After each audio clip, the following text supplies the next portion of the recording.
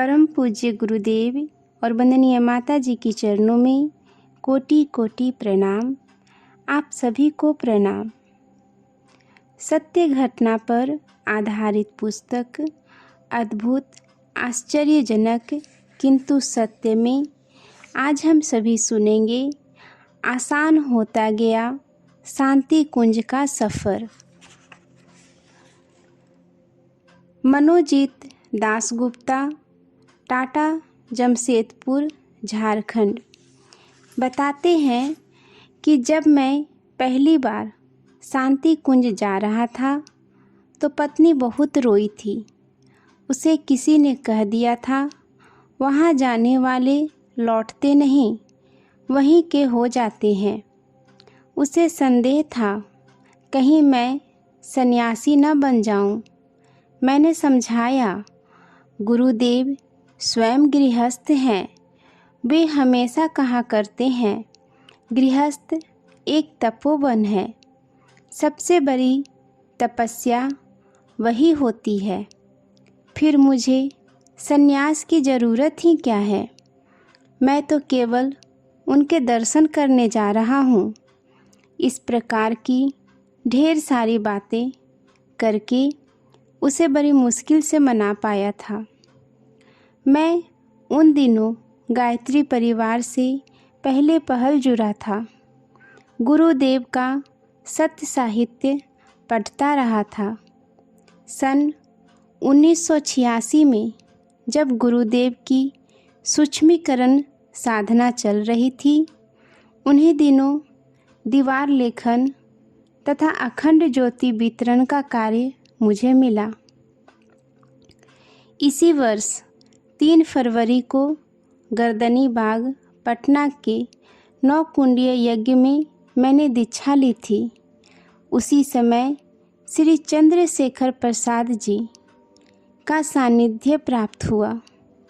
ये गुरुदेव के समर्पित शिष्यों में से थे।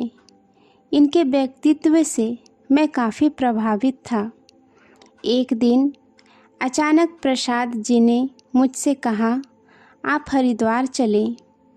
उन्हीं से मालूम हुआ गुरुदेव ने अपनी सूक्ष्मीकरण साधना के समापन पर सभी नैष्ठिक शिष्यों को पास बुलाया है। उनके पास पत्र आया था। वे चाहते थे मैं भी साथ चलूं।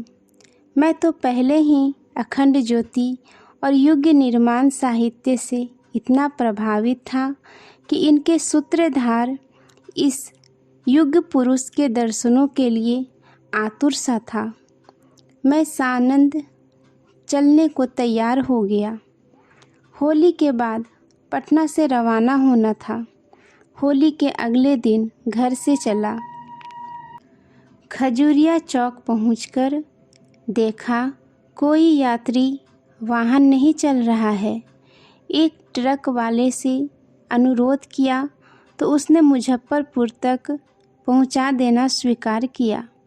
रास्ते में ड्राइवर को गायत्री मंत्र के विषय में बताया तो उसने उस उत्साहपूर्वक मुझसे स्टिकर लेकर गाड़ी में चिपका लिया, जबकि वह ड्राइवर मुस्लिम था। मुजफ्फरपुर में जहां ट्रक से उतरा वहीं तत्काल कार वाले एक साहब ने लिफ्ट दे दी। इस तरह बिना किसी अड़चन के मैं पटना पहुंच गया। अगले दिन सुबह हम 4 लोग पटना से रवाना हुए। यहाँ भी अकल्पनीय रूप से हम सभी को खाली बर्थ मिल गई, जबकि हमारा रिजर्वेशन नहीं था। मन आनंद और उमंग से भरा था।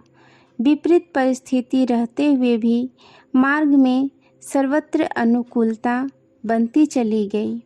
ऐसा लग रहा था जैसे गुरुदेव ने मुझे भी बुलाया हो। तभी तो रास्ते के सारे अवरोध, सारी प्रतिकूलताएं अपने आप ही दूर होती जा रही थी।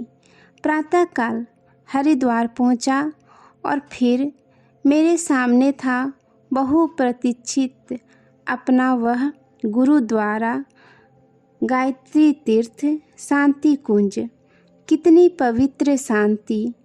गंगा की गोद में बसा यह तीर्थ दर्शन कर निहाल हो गया। गंगा स्नान के बाद भोजन प्रसाद लिया। अब बस इस बात की प्रतीक्षा थी कि कब गुरुदेव के दर्शन होंगे। दोपहर 12:30 बजे गोष्ठी थी। यात्रा से सभी थके हुए थे। वे सोने की तैयारी कर रहे थे। मैं सोना नहीं चाहता था। भय था कहीं गहरी नींद सो जाऊं तो अवसर चूक सकता है। सोचा गोष्ठी के बाद सो लूँगा, लेकिन इतनी विकल प्रतीक्षा के बावजूद रात्रि की थकान ने असर दिखाया और कब सो गया इसका पता ही नहीं चला। अचानक ऐसा लगा कि किसी ने झकझोर कर जगाया हो। गोष्ठी में नहीं जाना क्या? मेरी नींद खुल गई। देखा आसपास कोई नहीं है। जल्दी जल्दी हाथ मुंह धोकर गोष्ठी में पहुंचा। गोष्ठी के पहले घोषणा की गई, जिन्हें गुरुदेव का पत्र मिला है वे अपना नाम दें। गुरुदेव ने मांगा है। मैं निराश हो गया। मुझे तो पत्र नहीं मिला था। द्वार तक पहुंचकर फिर दर्शन से वंचित रह गया। सोचकर अंतर तक व्यथित हो उठा। आँखों से आंसू आ गए। परंतु अगले ही क्षण फिर घोषणा हुई, यदि कोई व्यक्ति स्वयं को क्षेत्र का प्रतिनिधित्व करने में सक्षम समझते हैं तो वे भी अपना नाम दें। उम्मीद जगी। मैंने अपना नाम दे दिया और इस तरह गुरुदेव के पास जाने की व्यवस्था बन गई। गुरुदेव के सम्मुख पहुंचा तो पुरुषार्थ की उस प्रतिमा को देखकर ऐसा लगा कि ये तो स्वयं महाकाल हैं। दर्शन पाकर धन्य हो गया। उन्होंने कहा था, बेटा मैं व्यक्ति नहीं एक शक्ति हूँ।